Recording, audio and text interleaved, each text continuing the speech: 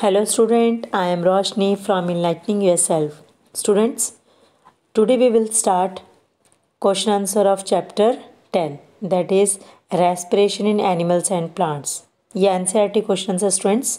एक बार मैं आपको एक्सप्लेन कर देती हूँ ताकि आपको डिफ़िकल्टीज नहीं होगी लर्न करने में. Now you can listen very carefully. Okay, तो what is the first question students? First question है बेटा, why does athlete breathe faster? Athlete है जो भागता है वो फास्टर ज़्यादा लंबी फटाफट सांसें क्यों लेता है, फास्टर क्यों ब्रेथ करता है और डीप गहरी सांस क्यों लेता है जब वो रेस ख़त्म कर देता है? इसका रीज़न सुनो ध्यान से. जब रन करता है कोई भी पर्सन तो उस वक्त क्या होती है, बॉडी को एनर्जी की डिमांड ज़्यादा होती है, हाई होती है. क्यों? ताकि supply of oxygen to produce energy is because क्यों demand of energy is high.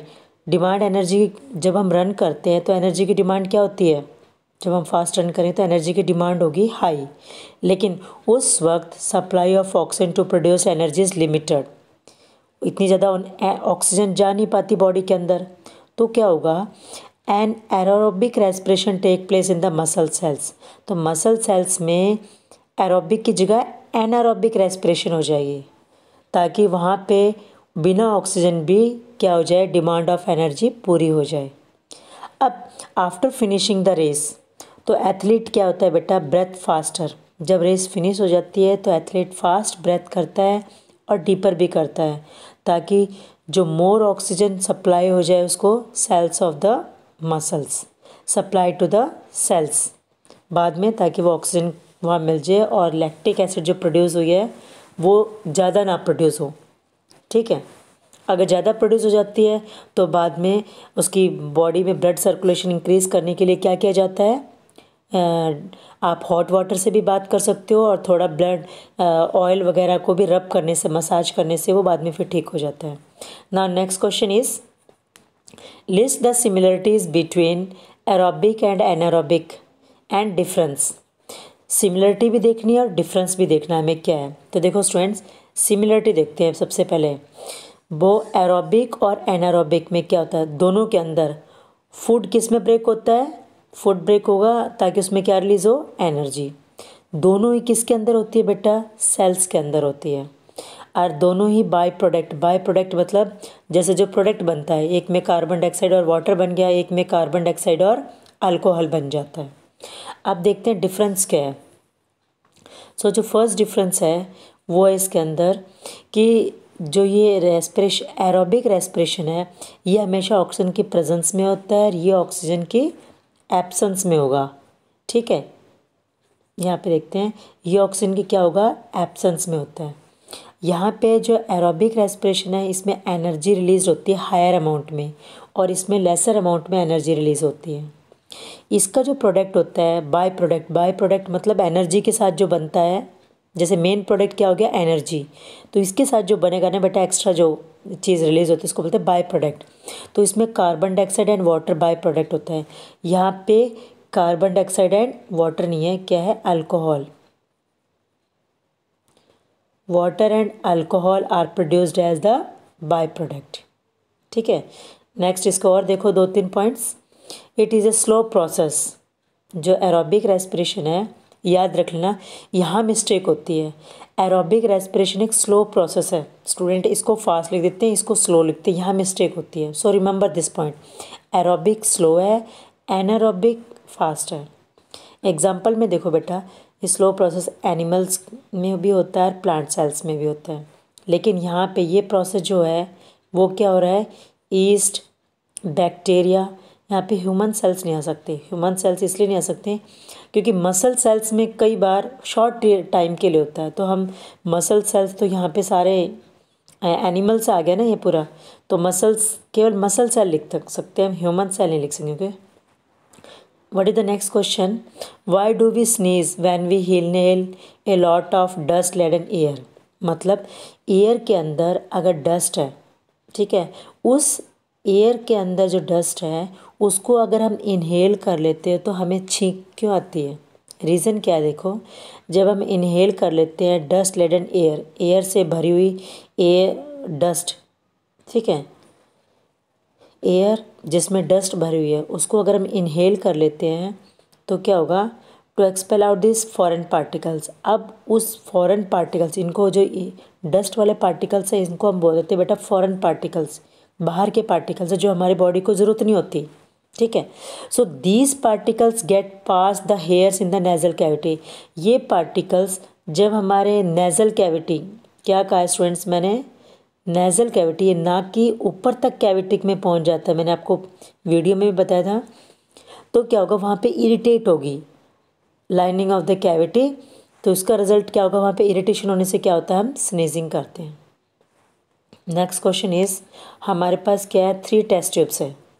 Okay, अब उन 3 टेस्ट ट्यूब्स में मान लीजिए मैंने एक टेस्ट ट्यूब ये बना दी, दूसरे टेस्ट ट्यूब बी है, तीसरे टेस्ट ट्यूब सी है, ए बी सी। आप क्वेश्चन में भी इस तरीके से कर लो। ए के तीनों के अंदर क्या फिल है बेटा, वाटर। ओके, तीनों के अंदर है यहाँ पे fill each of them with water. अच्छा, तीनों को हमने वाटर से फिल कर दिया। अब देखो इस टेस्ट में ए के अंदर क्या है, केवल वाटर प्लांट। ए में है प्लांट, बी में है, बी में क्या है, सॉरी, ए में है स्नेल। ए में क्या है स्टूडेंट्स, स्नेल। आपने देखा बी में क्या है, प्लांट, कोई भी एक प्लांट। और सी में क्या है, दोनों चीज़ें है, स्नेल भी है और प्लांट भी है। अब पूछ रखा है इस क्वेश्चन में, which test tube would have higher concentration of carbon dioxide. ज़्यादा कार्बन डाइऑक्साइड किसके अंदर होगी, तो ज़्यादा कार्बन डाइऑक्साइड, स्नेल क्या हो गया, एक एनिमल हो गया। अब एनिमल हमेशा क्या रिलीज़ करते हैं बेटा, ज़्यादा अमाउंट में कार्बन डाइऑक्साइड रिलीज़ करते हैं। यहाँ देखो प्लांट्स ने जो कार्बन डाइऑक्साइड रिलीज़ की उसको वापस एब्जॉर्ब कर लिया फोटोसिंथेसिस बनाने के लिए। यहाँ पे देखो स्नेल कार्बन डाइऑक्साइड छोड़ रहा है, ये कार्बन डाइऑक्साइड किसने यूज़ कर ली, प्लांट्स ने, फॉर फोटोसिंथेसिस प्रोसेस के लिए। तो सबसे ज़्यादा जो कार्बन डाइऑक्साइड का कंसंट्रेशन है वो इसके अंदर है, ठीक है। नेक्स्ट क्वेश्चन है, टिक द करेक्ट आंसर। यहाँ देखो हमें MCQs है स्टूडेंट्स, तो ये MCQs में देखो, इन कॉकरोचेस में क्या होता है बेटा, एयर एंटर, मैंने बताया था साइड, बॉडी के साइड में क्या होता है, टिनी होर्स होते हैं जिनको हम बोलते हैं स्पाइरिकल्स। नेक्स्ट है, ड्यूरिंग हैवी एक्सरसाइज हमें क्या हो जाता है, get cramps in the legs due to the accumulation of. अब क्रैम्प्स क्यों हो जाते हैं, क्रैम्प्स होते हैं because of the lactic acid. क्या प्रोड्यूस हो जाती है स्टूडेंट्स, लैक्टिक एसिड। नेक्स्ट है, normal range of breathing rate per minute in the average adult person. जो नॉर्मल जो ब्रेथिंग रेट है वो कितना है, 15 to 18 टाइम्स, और 25 टाइम्स ज़्यादा बढ़ जाता है, that is heavy weight lift करते हैं या हैवी एक्सरसाइज। ड्यूरिंग एक्सलेशन, देखो स्टूडेंट्स जब एक्सलेशन होगा तो रिब्स क्या होगा, रिब्स कैसे होगा स्टूडेंट्स, डाउनवर्ड की तरफ मूव होगा। नेक्स्ट है, हमें मैच द कॉलम करना है। यहाँ पे देखो मैच द फॉलोइंग। ईस्ट है तो ईस्ट क्या करेगी स्टूडेंट्स, अल्कोहल बनाती है। डायफ्राम है, डायफ्राम कहाँ होता है, हमारे चेस्ट कैविटी के अंदर होता है। स्किन, स्किन क्या है स्टूडेंट्स, अर्थवॉर्म की क्या होती है, स्किन है जिसमें रेस्पिरेशन होता है। लीव्स, लीव्स किस में होती है स्टूडेंट्स, स्टोमेटा में होती है। ये 4th पॉइंट जो डी लिखा है मैंने, इसको डी लिख सकते हो आप, ABCD कर दो या 1 2 3 4। और फिशेस में क्या होते हैं स्टूडेंट्स, गिल्स, तो फिशेस के अंदर हो गए गिल्स। लीव्स के अंदर क्या हो गया, स्टोमेटा। स्किन क्या हो गया, अर्थवॉर्म। डायफ्राम क्या हो गया, चेस्ट कैविटी। और ईस्ट क्या हो गया, alcohol. Next is student, frog, ये लंग्स एंड स्किन, ये सेम आंसर है। तो ये यहाँ पे भी दिखा रखे हैं, आप easily you can see from here also the answers. So yeast, alcohol, diaphragm, chest cavity, skin, earthworm, leaves, stomata, fish gills के थ्रू ब्रेथ करते हैं, frog lungs and skin. Let's we will see true false. तो true false देखो students यहाँ पे, so during heavy exercise the breathing rate of a person slow down. Heavy exercise में कभी भी स्लो डाउन नहीं होता, तो ये क्या हो गया, false. Next, plant carry out photosynthesis only during day and respiration only at night. ऐसा कुछ नहीं है कि रेस्पिरेशन रात को होगा, रेस्पिरेशन हमेशा डे और नाइट होता रहता है।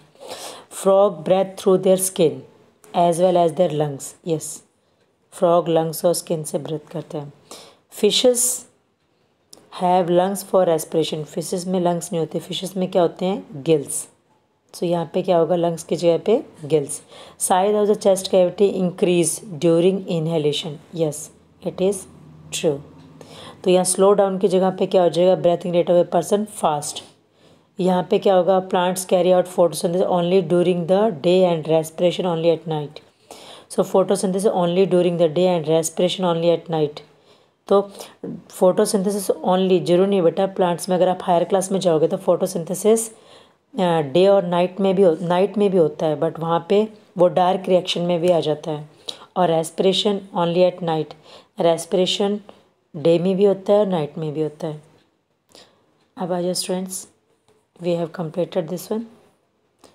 Now students, we have completed this chapter. You can write in your notebook all this question answer which I have explained.